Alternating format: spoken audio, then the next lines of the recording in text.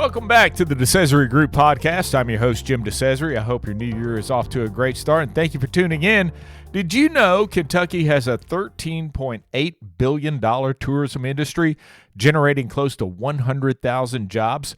My guest this week is going to break those numbers down for the Bowling Green and Warren County area as she goes over a banner year for tourism in 2024. Sherry Murphy is the executive director of the Bowling Green Area Convention and Visitors Bureau. She's a Logan County native and graduated from WKU's hospitality program. She has been the Bowling Green CVB since 2018 after serving 18 years as the executive director of the Elizabethtown Tourism and Convention Bureau. Sherry also serves on an advisory board for the Kentucky Department of Tourism. Here's my conversation with Sherry Murphy. Sherry, thanks for being on the DeCesare Group podcast. Thank you. It's my pleasure. Well, it's so exciting to have you here. I've been meaning to get you on for a long time, and here you are. I'm finally here. So we're going to talk all things tourism here Yes. for Bowling Green and Warren County. So let's start with the 2025 headline, which is the Kentucky Department of Tourism's Matching Funds Program. Great news to start the year. Tell me about it and how Bowling Green and Warren County will benefit from it. Absolutely. It is a great source of funding for us to be able to use this every year. Mm-hmm. It has regulations, of course, that it has to be used on advertising and every government dollar has a boundary to it. Amen. There is no free money. That's There's right. always regulations on everything these days. But we're able to take those dollars and actually put them into our overall marketing budget, and it just increases our reach. We're able to go into some niche markets that we probably wouldn't be able to without this type of funding. Right. And it just gives us an ability to tout Bowling Green, Warren County, to not just visitors, but I also see it as a way to reach potential new residents as well with Sure. what we do.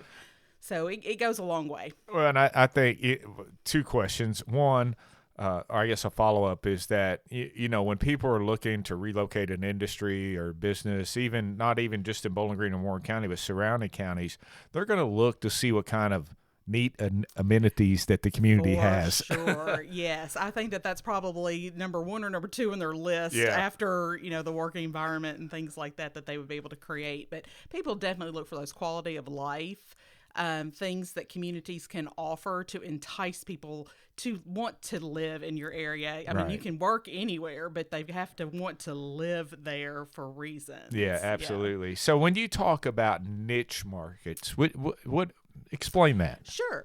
Niche markets are pretty much every market, but when we talk about niche or niche markets, it's use the fancy term. Okay, niche markets. It's everything from like the larger like Corvette markets, car markets, to things down to like pickleball. Yeah.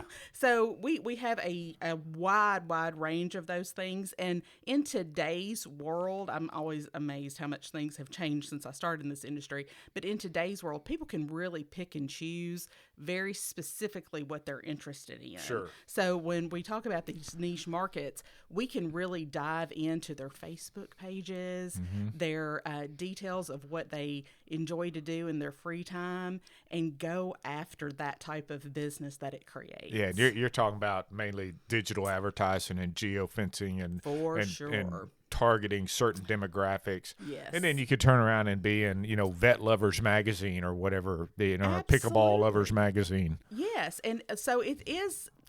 We say it's a niche, but it's everyone, because everyone is interested in something. We just have to hit whatever it is they're interested in and make sure that we're meeting their needs. So you've mentioned a couple: cars, pickleball. You could do adventure activities, agriculture, agritourism. Yes, everything that we have to offer here in Bowling Green, there is a market for sure. Music. Absolutely, yes. And with it's a new display that the Kentucky Museum is doing. It's funny that you mentioned that.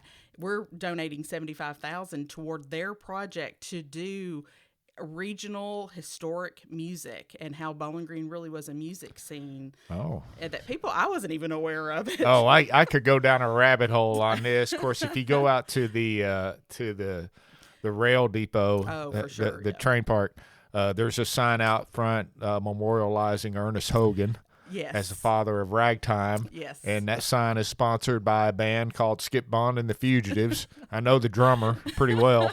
I'm sitting on his throne right now. But anyhow, and not only that, Newgrass, born in Bowling Green. I mean, there's lots. And then there used, the 70s was just an amazing Lost River Cave, the old ballroom down there. I mean, cool stuff. The roots run deep here. So I was really thrilled that Kentucky Museum, Brent Majorkman is fantastic at coming up with these types of things, to connect the history of this area to kind of what's contemporary as well. So it's exciting. That matching fund program is you've got great plans for it. It's a program that happens every year. It's right. Just this year, I think the governor kind of picked up on it and was like, well, this is money that we're returning to the community. Yeah. And just so everyone knows, that money is 1%. It's a 1% tax that's put on hotels in Kentucky in general. Mm-hmm. So it's actually money that our hotels are generating, and the state's just giving us back some of those funds. Yeah. And I think that was the whole intent when all that legislation was created. That money goes back to help fund, tourism marketing activities. Absolutely. And yes. And the good thing is most people that stay in hotels here aren't from here. Exactly. So we're capturing people that are coming in. Well, and that's the great thing about tourism in general. We are almost fully funded by the tax that our visitors spend when they're in Kentucky. Yeah. Very little of it comes out of the general fund anymore. That's awesome. Yeah, that's awesome. It is great. All right, so let's look back to last year a little bit. You said one of the biggest boxes that was checked involved the commencement of the state's ARPA fund, designated by the governor, the General Assembly, and the Kentucky Department of Tourism in 2022, which allows tourism industry to recover after the pandemic. Yes. So talk about that a little bit. Absolutely. It has actually just taken over our lives, mine and my other employees at the Bureau.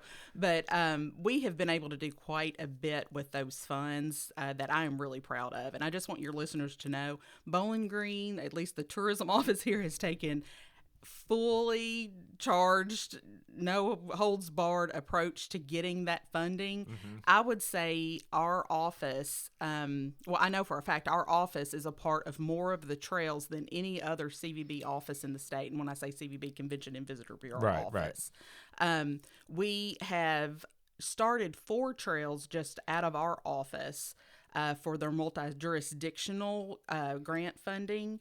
And then we're a part of 16 other trail programs. So we have been able to fully utilize the money's marketing reach when it comes to making sure that people know that Bowling Green is in Kentucky and that we're open for business and we want them to come here and spend their money. So when you talk about trails, are you talking about outdoor nature trails? No, I'm talking about all kinds of trails. Let's get into it. Yeah, let's explain that. So I mentioned the 4 trails that started out of our office. So let's start there. Okay. We did a Western Kentucky wine trail. Okay. We have 3 wineries here in Bowling Green, Warren County, but then throughout Western Kentucky, there's quite a few others. We're getting ready to add Purple Toad to our mix that comes out of Paducah. They're opening a satellite place here that we're pretty excited about as well. So we'll have 4 total just within our limits here in Bowling Green, Warren County. So we joined with the other CVBs where these wineries are located and formed this trail program. Mm-hmm. It has a website. You can go and there's a little pamphlet, and each of the locations that are participating, each of the wineries has its own unique stamp, and you can get it stamped. And then once you visit all of them, you send it in, you get a gift. Yeah. It's that kind of thing. So we have the Western Kentucky Wine Trail. We also did a Kentucky Train Trail because of the rail park that we have here.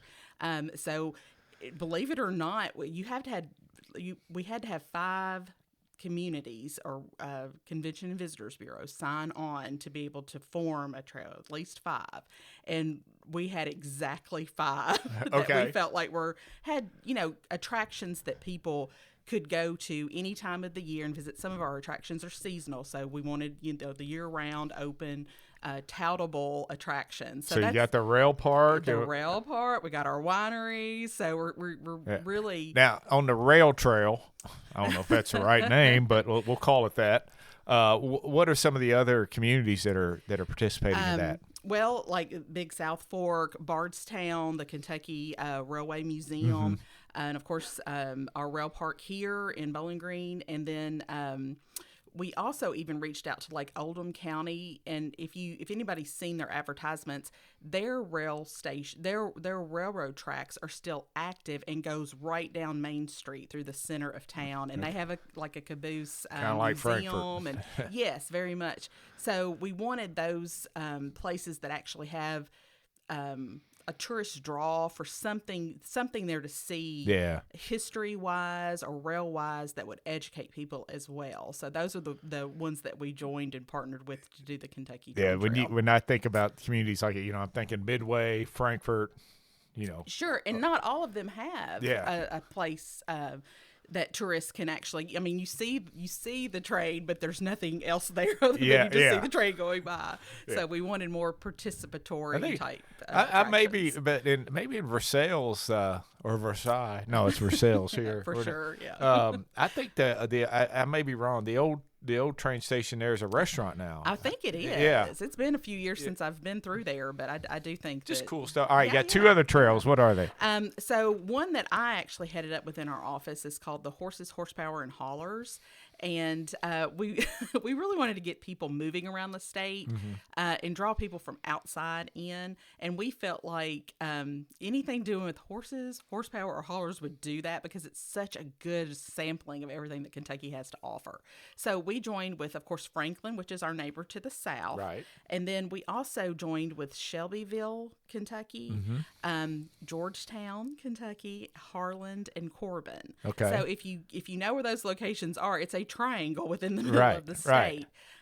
So our true objective is to really go after the group tour business. So when you see those coaches rolling into your town, that was our number one target, because we really felt like we offered itineraries that gave our coach friends that are wanting to do 3 days to a week long coach trip something to do within that area.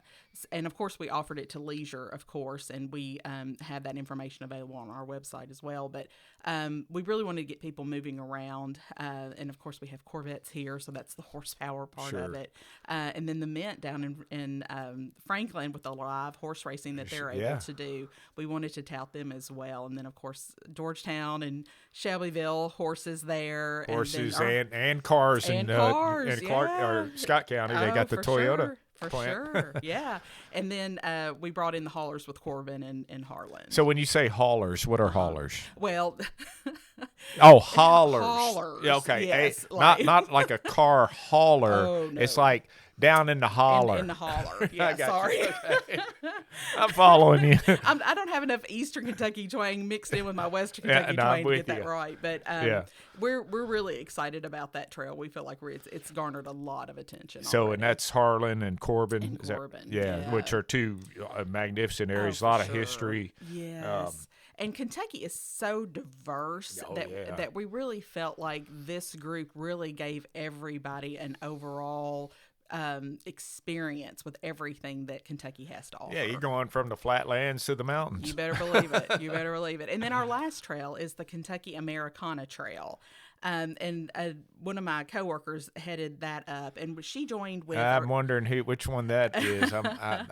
Is she redheaded? She might be redheaded. Her name might be Marissa. It sounds like her. Oh, for sure. So she. Marissa Butler, by the way. Yes, who we're talking about. Give her a shout out. Absolutely. So she pulled in Paducah, Henderson, Owensboro, and then we even went to our neighbors to the north up in Edmonson County and pulled them in as well.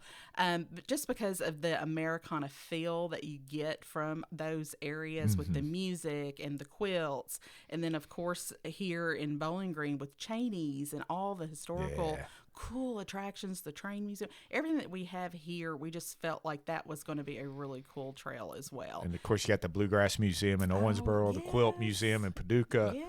I mean, just lots of great stuff. Henderson with the Audubon. I mean, there's so many things on each of these trails that hits those niche markets, like we had mentioned earlier, for anyone that's interested in those types of. That's awesome. So now I understand what the trails are. Yes, those are just 4. Like I said, we're in 16. So because you have the Bourbon Trail. Yeah, I mean, you got all sorts of trails.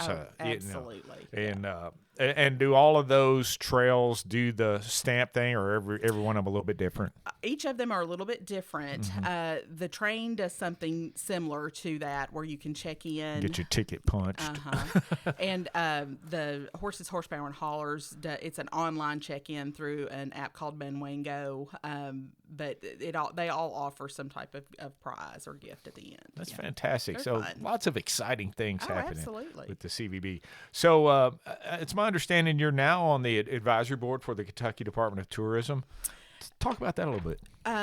Yes, I've been on quite a few boards over the years, because this marks, I just started my 25th year in the industry, so I've served in almost every capacity you can think of at this point. But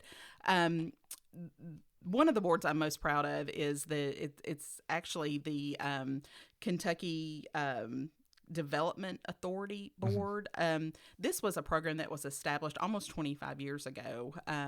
But what it does is the state, of course it's a state opportunity that the state provides to anyone looking to open an attraction in Kentucky. Okay. And it could be hotel attraction, meaning that there's elements to the hotel that make it unique. But we just approved the most, I think there was a total of 9 projects that were approved just in 2024. So we've been moving at lightning speed to get these approved and get them open and get them out there marketing for people to come to Kentucky to visit them.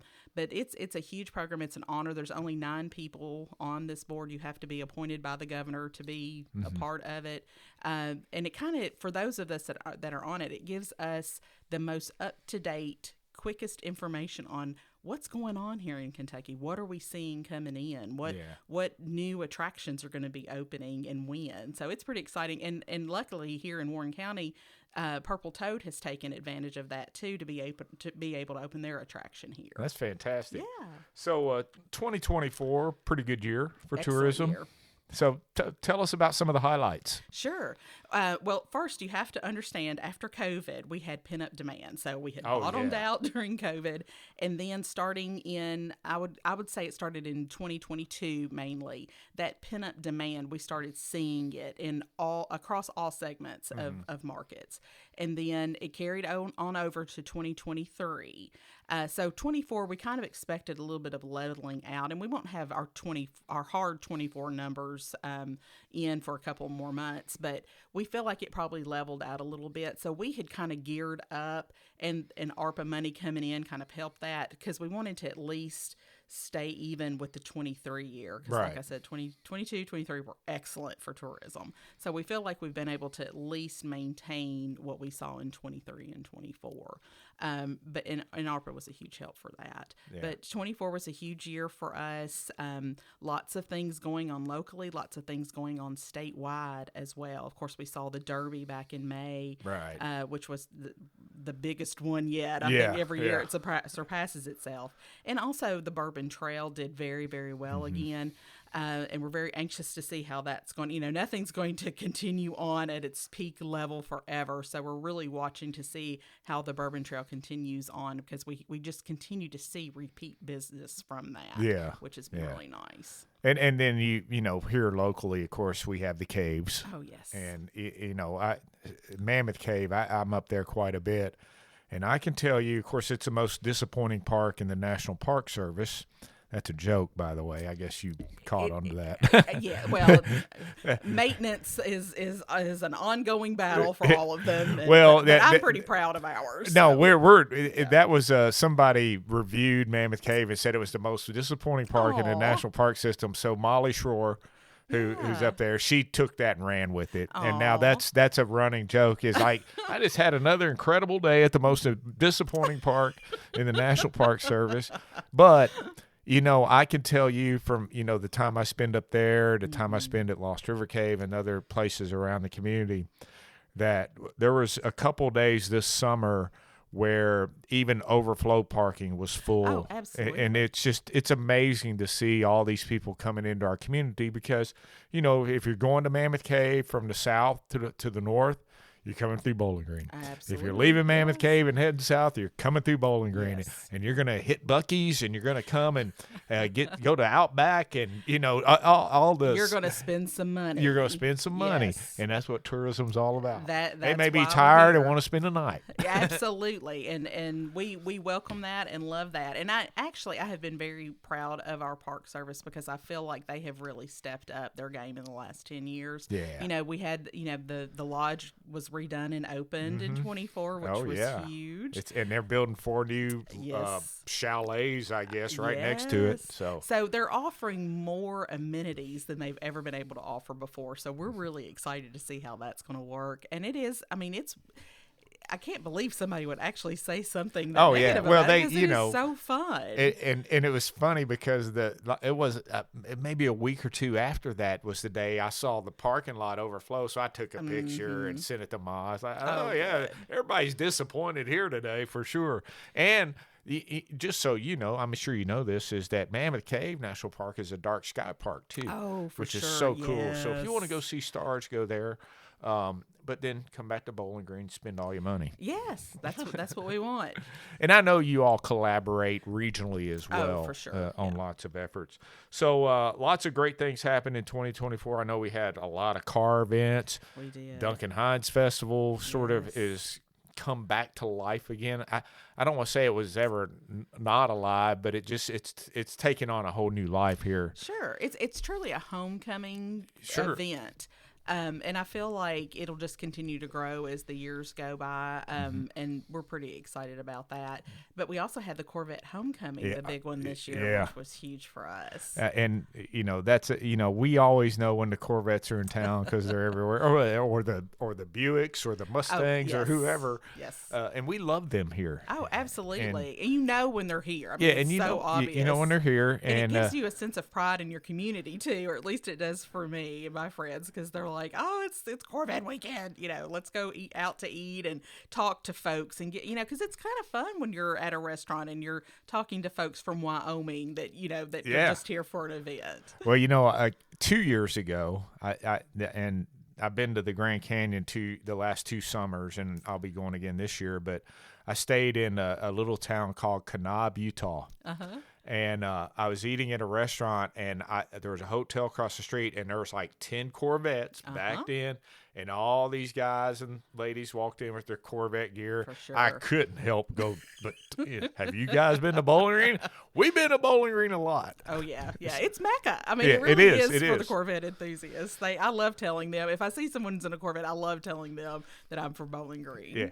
So what kind of feedback have you been getting from visitors about the new look along I-65 with the American flags and the monuments and the people are horse loving fencing? it. They're loving it. Because we just don't have a lot, just because of federal regulations on interstate transportation. There's just not a lot communities can do.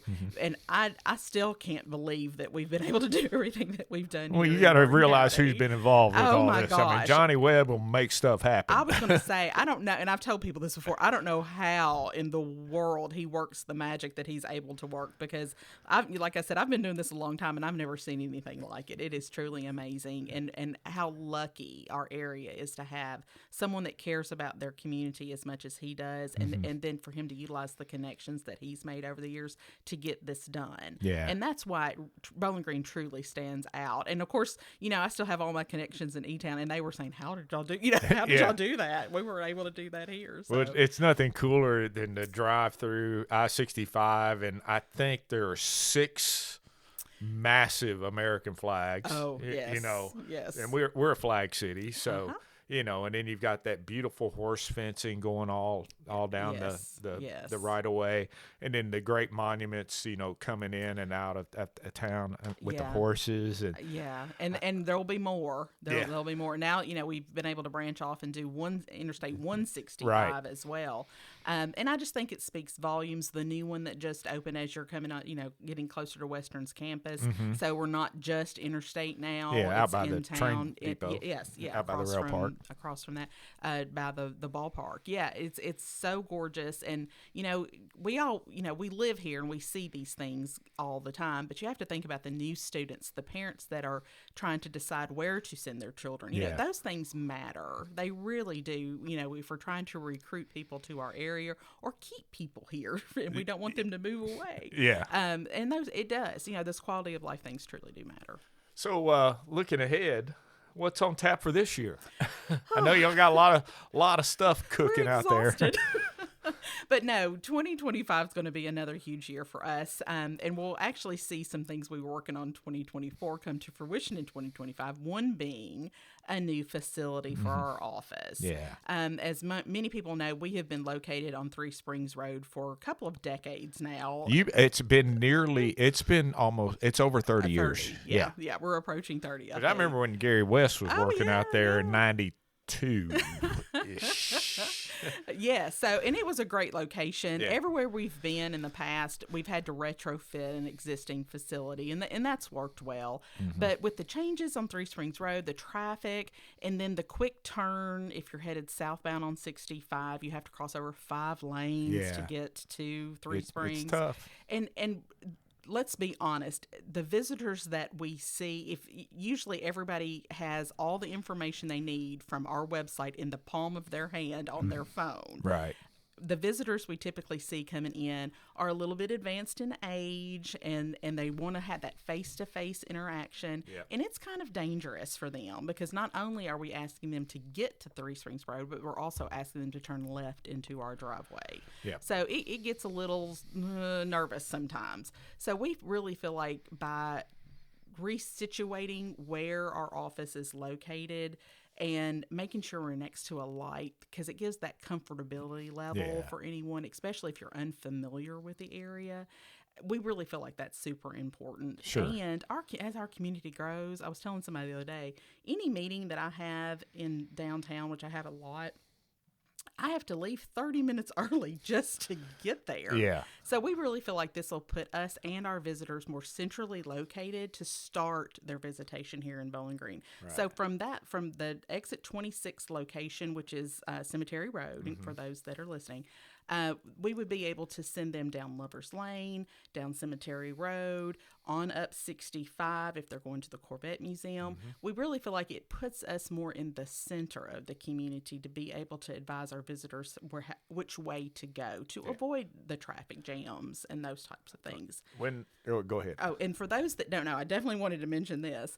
We have a presence at the National Corvette Museum. We have a manned kiosk inside the museum. Yeah. That's why we're not locating at that exit. We understand that's our most visited attraction, but we're already there. So for anybody, it's like, why aren't they going to the other exit? Well, that's why. We're already there. Yeah. So when will your new facility be up and running?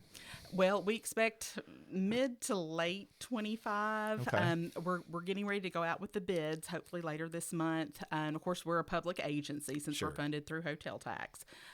So we have to go through that procedure, state procedures to be able to do that. Quasi-government procedures. Yes, PGE, yes. We'll be going through that to make sure that we're meeting all those requirements. And so whoever ends up putting their bid in and gets awarded the bid will give us the timeline on the completion of that. So hopefully I'll be able to tell you more in February about exactly how long that's going to take.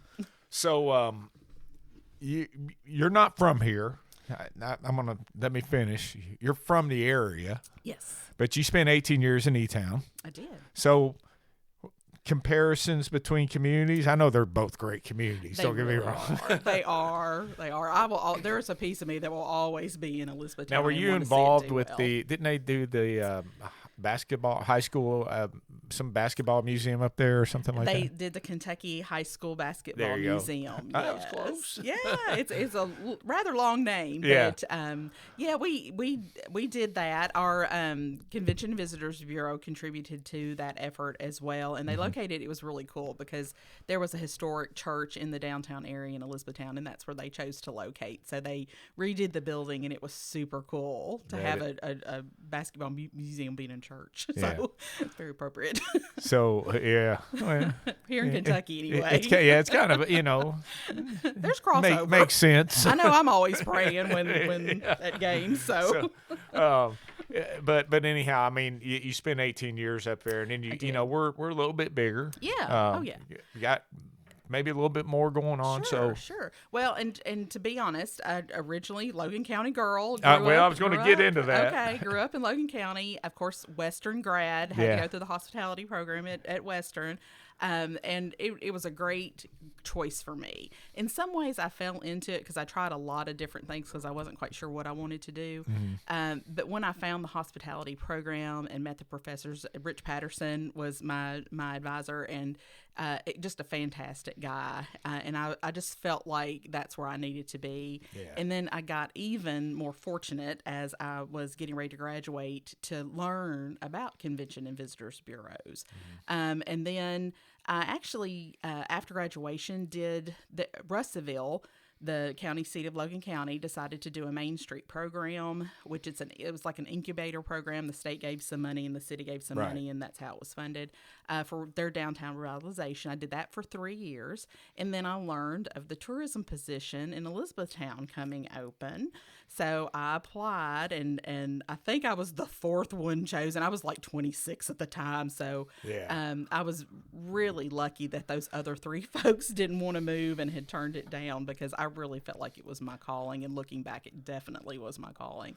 So you've literally spent half your life in tourism. I have, and I have not regretted a moment of it. And it's not always been easy, because there was a lot of development that we did in Elizabethtown, and I learned so much. There are such good people there. Yeah. I would move back tomorrow and not blink an eye. I love Elizabethtown and Hardin County. Not thinking about leaving, are you?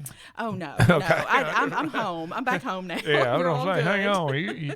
You just got here 6 years ago. But to be able to say how much you love another community that you've lived in is a lot. The people there are fantastic. There's so much crossover between Bowling Green and Elizabethtown. Mm-hmm. A lot of people have family in either location. I learned that very quickly. But I my heart will always be with them as well, and I want them to do well, because actually it was 2 weeks shy of 19 years being up there. So I felt like I lived a whole lifetime. Hang on 2 more weeks, could you? I couldn't. Hey, when the opportunity arises, you have to move. So. I get it. Well, it's like Coach Helton says, when it's your chance, you got to take it. You got to go. Yeah. I know that tourism directors around the state, y'all are kind of a close-knit group as well, because my time in the legislature, I spent some time with you all, and then I know recently y'all have been collaborating together, because I watch Facebook and social media, and I know Amy Ellis down in Simpson County, and Dee Dee in Logan County, and all of y'all plot together. We do. We are an organized unit. Creating tourism wherever we go. So, and there is a regional tourism. Yes. Tell us a little bit about that. We have Caves, Lakes, and Corvette is our marketing name, but there is a 10-county region. All of the tourism commissions belong to a region within. There's 9 of it, 9 regions within Kentucky. Right. And that's kind of how the Kentucky Department of Tourism communicates with us. And sometimes they incentivize us to come together and do collaborations, just like we just did with ARPA. Yeah. So that is kind of a source that just kind of keeps holding the counties together, where you may have your government factions may not cross over county lines very often, but tourism does. Yeah. Tourists don't care. They don't care where the county line is. No, they don't. They have no idea where they're at half the time. So if it doesn't matter to them, it shouldn't matter to us. That's right. Well, that's cool. And I guess where I'm going with this is I think it just shows, especially for this region of Kentucky, where there's a lot of collaborative and regionalism that goes on to make this such a better place to to be. For sure. Absolutely. And when I was in Elizabethtown, I was in a different region, and I can say it's not just our region, it's all these regions, how all of the entities come together and work together for the good of everyone. That's fantastic. Yeah. All right, so you did mention Logan County. Did you go to Russellville or Logan County High? I started off in Russellville, and then unfortunately my parents divorced, as a lot of people do now. But so I started off in Russellville and then switched to Olmsted, which is the smallest of all I know exactly where it is of elementary, middle schools in Logan County, and went to Olmsted, then eventually went to Logan County. All right, fantastic. Yeah. And let's see, what else have I got here? Let's talk about your website. Visit bgky.com. Yeah. We'll put that in our show notes. Thank you. Did I leave anything out? I think you have hit all the high spots for sure. Well, talk real quick. Talk about your team. Tell us about them real quick, because I know you got Marissa there, but there are others, and you've got a good group of folks. Oh, we have the best group of folks, and we just added 2 new sales folks this year that have just brought so much to the overall team. We're finally fully staffed. We weren't for quite some time. COVID just really shook everything up, and I had some people that needed to leave for various reasons. So I don't hire people quickly. I really tend to take my time, because I have found slow to hire, quick to fire. Well, all right, just so you know.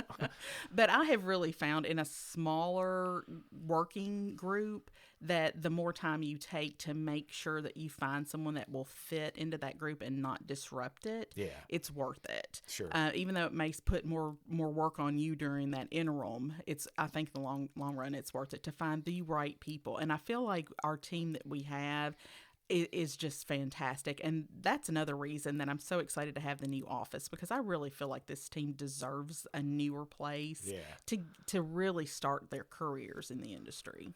So before I let you go, give me some numbers.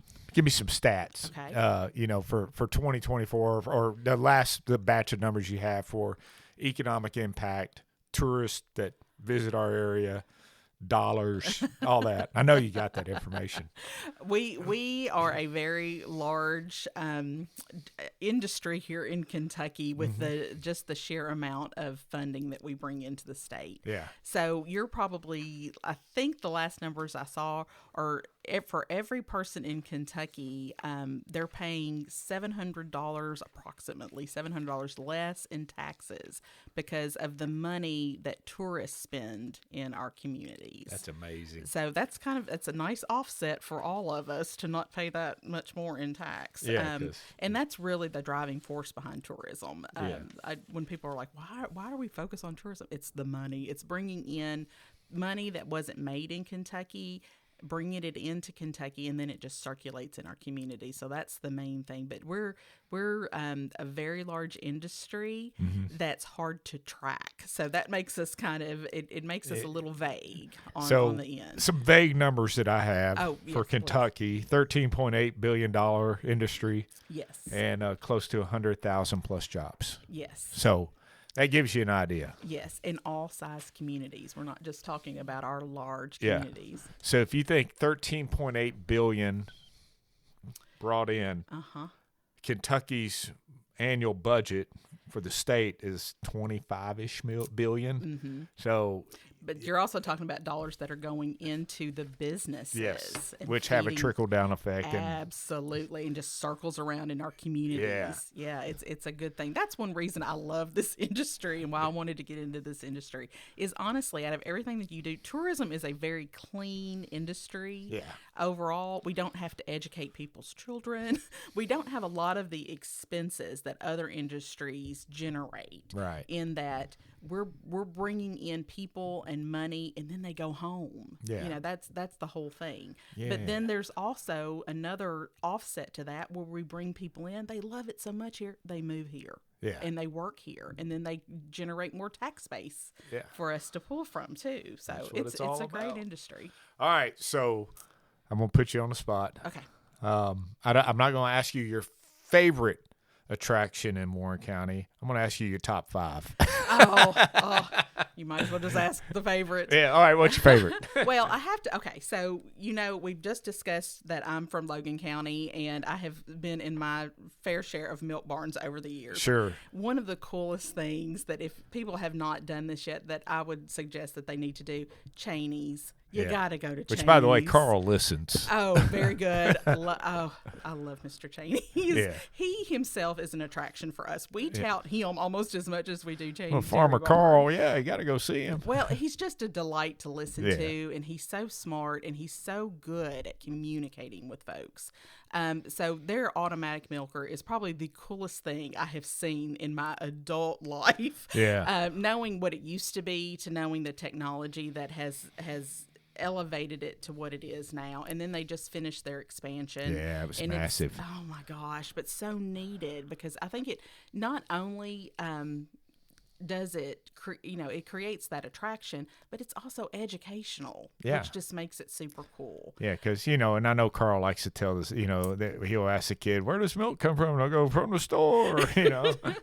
Yeah, I have a story about corn with my niece at some point. I'll tell you, but it's just educational, and I think whenever you can take something that's really cool and make it fun and educational, it's just better for everyone. Sure. But then you were asking about the differences in Elizabethtown and Bowling Green. Bowling Green has so many more just natural attractions that have occurred and popped up. Yeah. And that was really an uphill battle for us in Elizabethtown. Like we had talked about the basketball museum, we had to create those things. Right. Well, here we already have them. Yeah. And I would be remiss if I didn't mention Lost River Cave. Absolutely. I mean, come on. It is one of the coolest experiences. And you probably remember when you were in college. Yes. It was a dump. It was. You couldn't even see the wheel on the sign out front, the logo. I mean, it was covered up with vines, and you always wondered what was over there. I used to skate at the skating rink when I was really little, and we would go by there all the time, and I had no idea what it was. Yeah. So it was just beginning to be cleaned up, and Western was beginning to start their journey with it as I was graduating from Western. So big shout out to the late Jimmy Stewart, for he had a big hand in that. Of course, Ro Lansden, she led the charge, man. She did. That's her baby out there. Yeah. And Justin's going to carry that on and do a great job as well. I got a little bit of my DNA on the zip line part of it. I helped build part of that out there. Yeah, that's pretty cool. I think if my information shows me correct, tourism did give some money to that to get that started, and it is temporarily on hold in case anybody's wondering. But I'm really hoping that they'll be able to bring that back. Staffing was a huge issue, during COVID, and it had launched right before COVID too. I'm aware. Anything that launches before COVID, you have to go. All right, so we got Cheney's, Lost River Cave. Yes. Of course, you got the Corvette Museum. A no-brainer on the Corvette Museum. And then I also have to mention Hot Rods Baseball. I mean, it's so cool to have that in our downtown area. The smallest professional baseball market in the country. Yes. And we're killing it. We are killing it, and the events that they do outside of the baseball draw itself is what makes it so special. Is that not only can we tout the special nights that they do, but just the sheer number of people that it brings into the community from the surrounding area to participate. I mean, it really makes people be more interested in baseball just because they're having these really cool event nights. Yeah. It's a lot of fun. And I'm very excited. I mean, I know they're located in downtown, and I'm very excited to see what our downtown is going to be able to do, because I know our city and county governments have come together and have really focused on that area, particularly the city, in getting it to the quality that we see today and the businesses that are down there. I mean, it's an exciting time to be a citizen here. It is. And, of course, we have the rail park. Oh, yeah, absolutely. I mean, I could write, Beach Bend. The list, I mean, honestly, when you say 5, it's like, okay. Yeah.